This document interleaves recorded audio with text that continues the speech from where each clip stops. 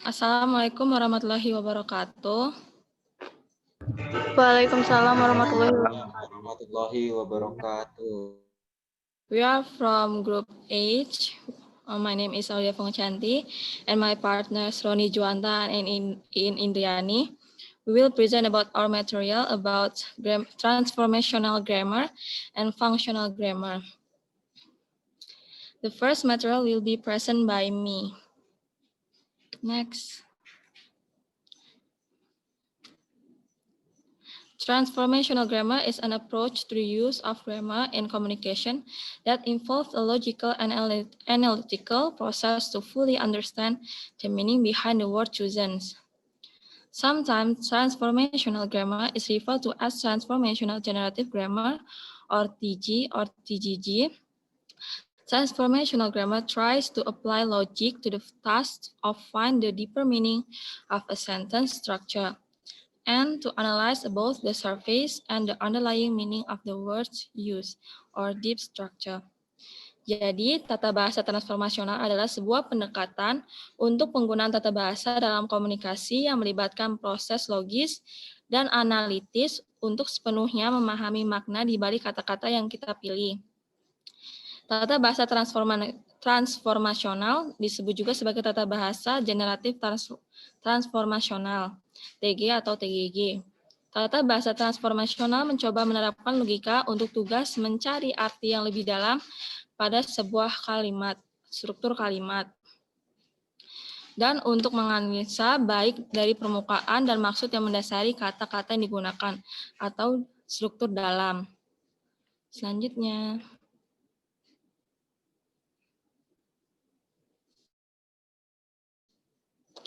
Transformational grammar was born with the publication of Noam Chomsky's book entitled Syntactic Structure in 1957, which was later developed due to criticisms and suggestions from various parties. In Chomsky's second book entitled Aspect of the Theory of Syntax in 1965, the name developed for this grammar model developed by Chomsky is transformational generative grammar. Jadi, tata bahasa transformasi lahir dengan terbitnya buku Noam Chomsky yang berjudul Syntactic Structure pada tahun 1957, yang kemudian dikembangkan karena adanya kritik dan saran dari berbagai pihak. Di dalam buku Chomsky yang kedua yang berjudul Aspect of the Theory of Syntax pada tahun 1965, nama yang digunakan untuk grammar ini dikembangkan oleh Chomsky ini adalah transformasi generatif tata bahasa. Selanjutnya.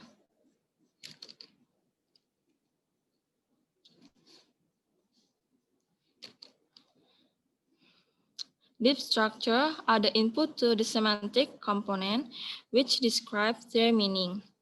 Surface structure are the input to the phonological component which describe their sounds. In short, deep structure determines meaning, surface structure determines sounds. As per Chomsky, deep structure refers to concept, thoughts, and ideas and feelings, whereas surface structure refers to the words or language we use to represent the deep structure. Jadi, struktur dalam atau deep structure adalah masukan ke komponen semantik yang mendeskripsikan sebuah maknanya.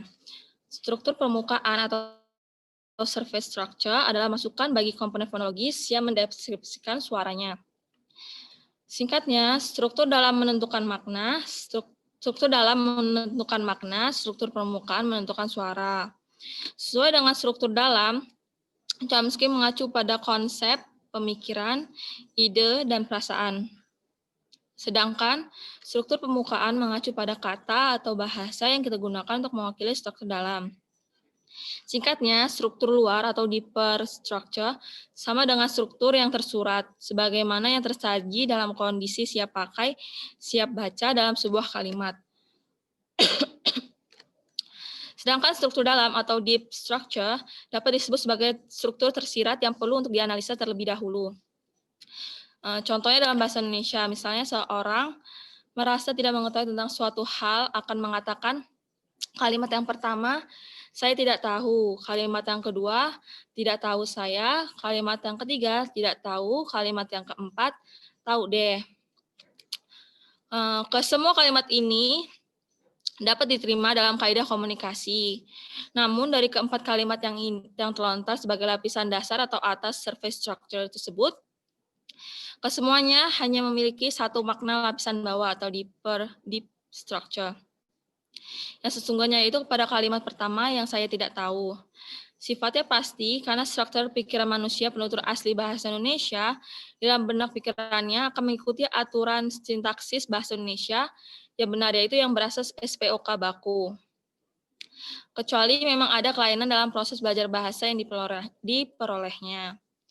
Dalam lapisan dasar atau atas surface structure, syarat minimal kalimat tuntas yaitu terdiri subjek, predikat, atau jika diperlukan sebuah objek untuk kalimat transitifnya, yang bisa dihilangkan atau dilesapkan sesuai dengan penerimaan yang berlaku dalam gaya komunikasi sang pelaku.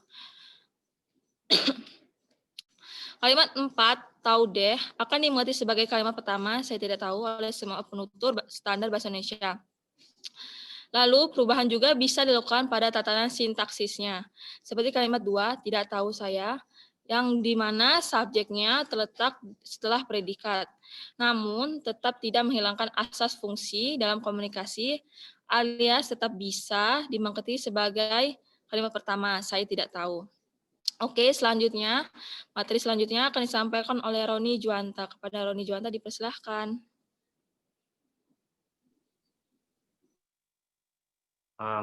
Okay, here I want to explain about language as a system. They are also called synonyms as unit of all the higher level of language are meaningful opposite to cortemus, a non-meaningful unit of different status, such as phonemes and letter of the phoneme, representative syllable, and the other. Jadi language as system itu adalah bahasa sebagai sistem. Bahasa dianggap sebagai sistem elemen seperti suara, kata, dan lain-lain. Elemen ini tidak memiliki nilai tanpa satu sama lain. Mereka hanya ada dalam suatu sistem dan mereka tidak ada artinya tanpa sistem. Sistem menyiratkan karakteristik objek kompleks yang terdiri dari bagian-bagian yang terpisah, misalnya seperti sistem suara.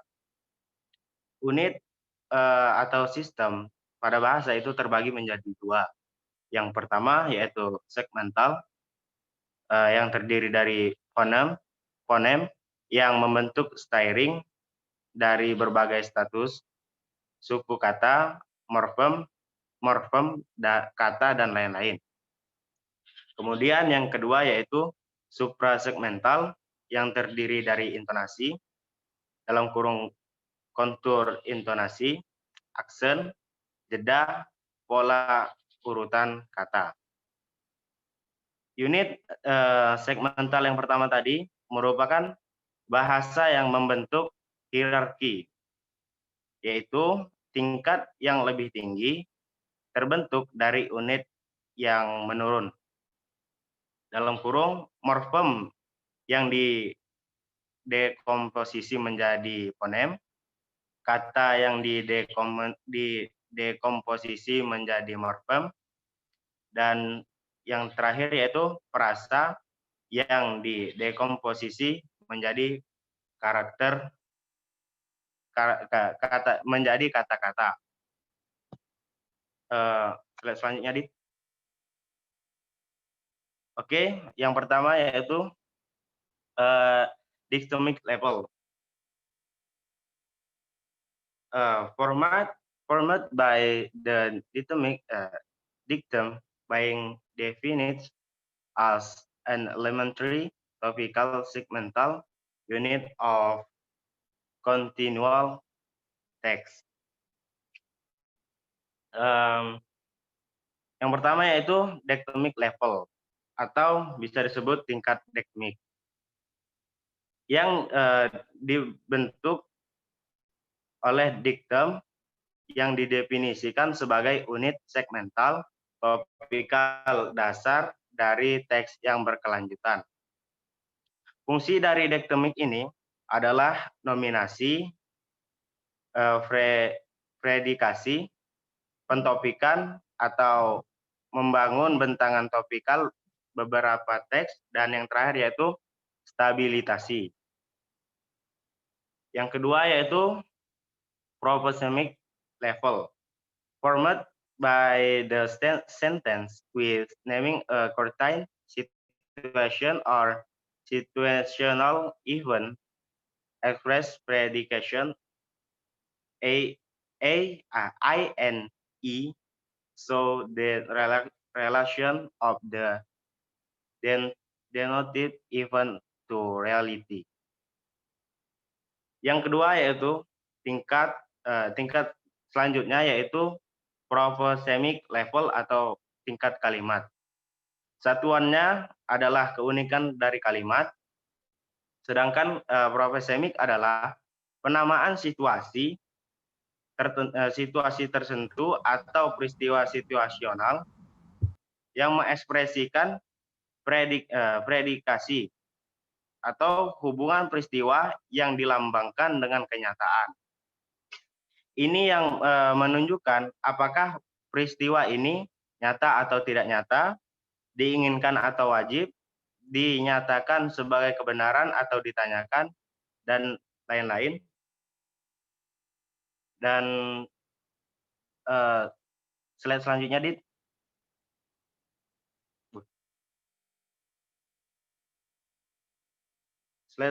Dan tingkat selanjutnya yaitu prosemic level, format by combination of two or more national words with perform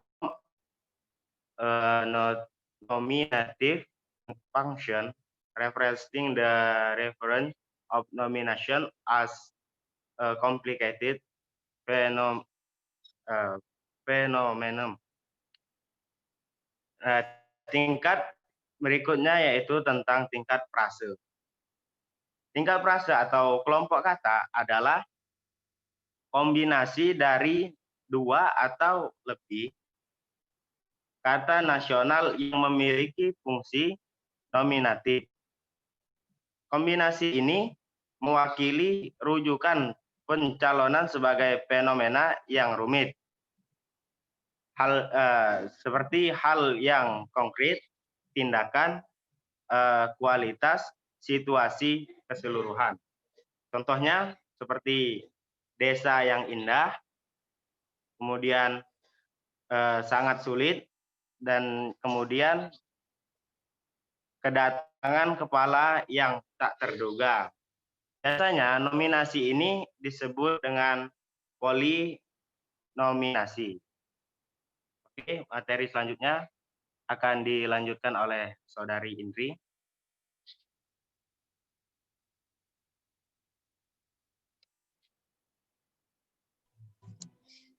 Oke, next yang sebelumnya. Lexemic level, formed by words lexemes, which are different from the morpheme, are directly naming nominative unit of language. Itu maksudnya kayak tingkatan leksem. Itu satuan kata terkecil dalam sebuah bahasa, biasanya dimasukkan sebagai entry atau lema dalam sebuah kamus. Leksem tidak sama dengan morfem, karena leksem mewakili suatu konsep atau simbol tertentu. Next. Morphemic level, formed by morphemes, which are the elementary meaningful parts of the word. Itu artinya tingkatan morfemik, yaitu teknik penganalisisan bahasa ke dalam morfem, termasuk deskripsi mengenai bentuk dan sunanya. Biasanya digunakan di dalam kajian sinkronis atau aspek sejarahan mengenai pembentukan kata yang tercakup di dalam bidang morfologi. Terus, phonemic level, formed by phonemes, the phoneme has no meaning, its function is purely different. Artinya tingkatan fonemik, yaitu atau analisis bunyi bahasa dengan memperhatikan statusnya sebagai pembeda makna. Bunyi bahasa yang diucapkan oleh manusia memiliki pembeda makna pada setiap bunyi bahasanya. Objek kajian fonemik itu adalah fonem, berbeda dengan objek kajian fonetik yang mengkaji font.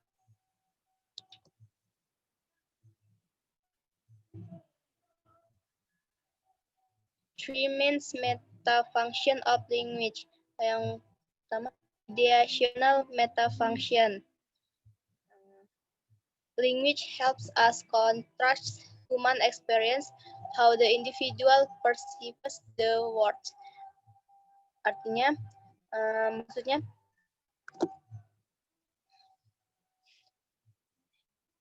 ideasional itu memberikan pilihan-pilihan untuk mempresentasikan objek dengan cara yang berbeda agar saling berhubungan satu sama lain. Komponen ideasional dalam metafungsi visual itu meliputi proses, partisipasi, dan sirkumstansi. Sedangkan dalam proses itu dibagi menjadi analisis naratif dan analisis konseptual. Yang partisipasi itu seperti orang atau sesuatu bahkan tempat yang ada dalam analisis gambaran. Terus sirkumstan itu meliputi kayak lokasi yang berkaitan dengan tempat proses itu terjadi, alat yang berkaitan dengan sarana proses dibentuknya. Terus interpersonal metafunction. Language allow us to express the interaction and complex relation with the other person in society. Komponen interpersonal. Komponen interpersonal itu meliputi yang pertama kontak, yang terdiri dari image art, terus dan gaze atau tatapan. Yang berikutnya jarak sosial yang meliputi size of frame atau ukuran frame yang terbagi menjadi intimate atau personal, social, dan equality. Terus textual metafunction. Language allow us to bring structure to our interaction and organize the language system itself, making communication easier. Maksudnya komponen tekstual. Komponen tekstual itu sendiri meliputi nilai informasi yang terdapat pada visual. Nilai informasi itu menghubungkan dua partisipasi dalam gambar yang dapat memberikan nilai informasi spesifik tentang apa saja yang ada di dalam gambar yang dilihat baik dari kanan, kiri, atas, bawah, tengah, dan samping. Sekian dari saya. Saya kembalikan kepada Aul.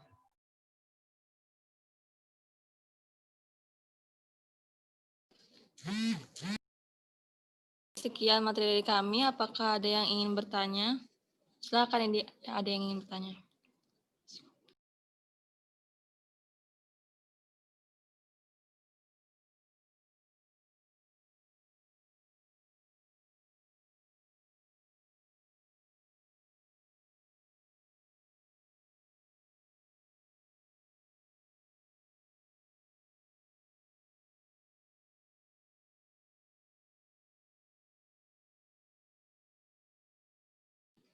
Apakah ada yang ingin bertanya?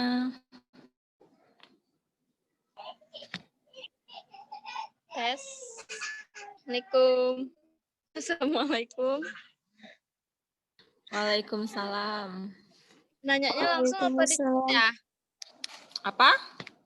Nanyanya langsung apa di chat aja? Langsung aja. Nanti.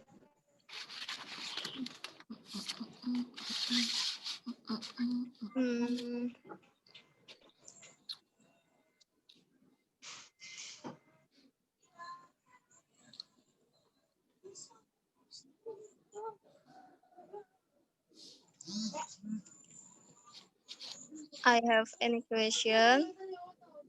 What the difference transformation grammar and functional grammar? Transformational grammar dan fungsional. Oke, makasih Lia atas pertanyaannya. Apakah ada lagi yang ingin bertanya?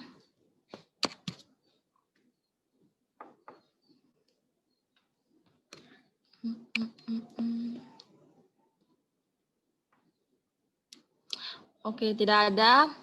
Berikan kami waktu sebentar untuk menjawab pertanyaan dari Lia Mahlia. Terima kasih.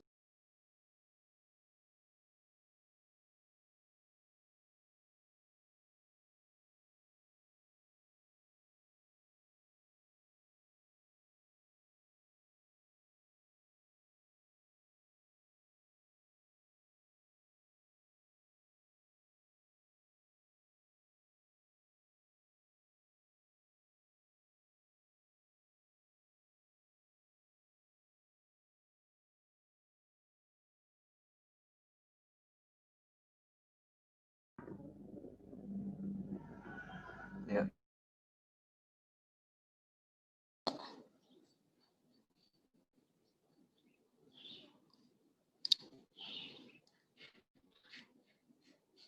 Oke, saya akan menjawab pertanyaan Lia Mahlia. What the difference between transformational grammar dan functional grammar?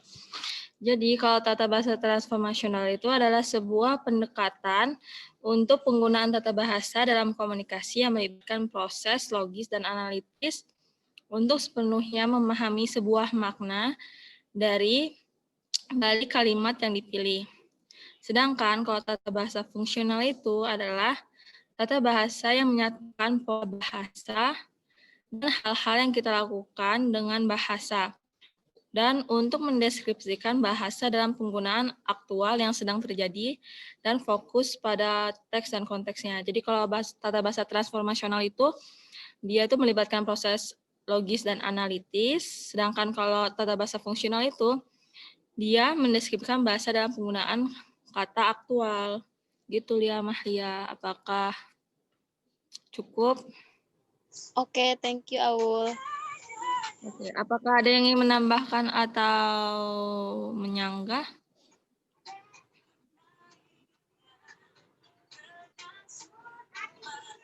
Oke, kalau tidak ada, apakah ada yang ingin bertanya lagi?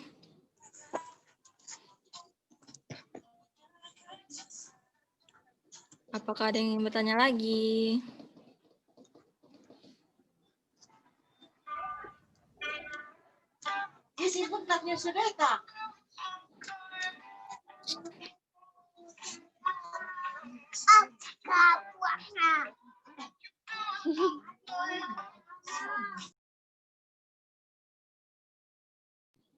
Oke, jika tidak ada yang bertanya lagi, kita tutup. Sekian, terima kasih sekian materi dari kami. Terima kasih atas perhatiannya. Kami mohon maaf apabila ada salah kata. Wassalamualaikum warahmatullahi wabarakatuh. Waalaikumsalam warahmatullahi wabarakatuh. Terima kasih. Oke. Ya. Oke.